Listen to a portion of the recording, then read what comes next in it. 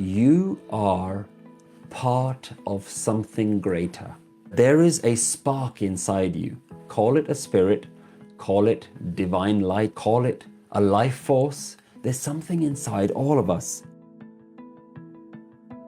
It's very interesting that we see now in the world that there are so many people who are attracted to yoga, to mindfulness, to spiritual retreats, to meditation apps. And what we're doing is we're using a lot of spiritual practices as an external thing to try and fill a discomfort inside of us. And while it's great to use all those spiritual practices, those practices, when they're done without the right guidance, without the right spiritual wisdom, the wisdom that says, what are we trying to do with ourselves? What are we really? Who are we? What are we made of?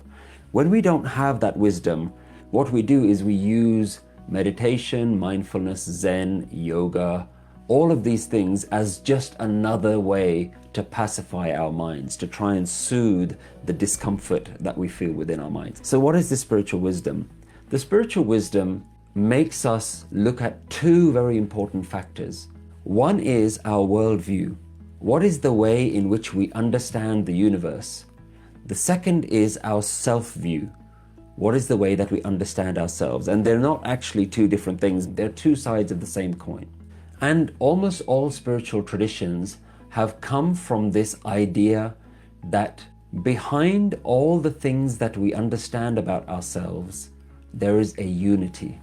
There is something that binds all of life together, all people together, all of creation together. Everything that is there that we can see with our eyes has all come from one source, one creative power. You are part of something greater. There is a spark inside you. Call it a spirit, call it divine light if you want to use religious terminology, call it a life force. There's something inside all of us. Now that life force that is inside of us is also inside everything else that is born. If there is an aliveness, a force, a spirit that enters your body, stays in your body for a while, and then eventually leaves, then you are really that aliveness. You are not this body, you are the spirit that is inside the body.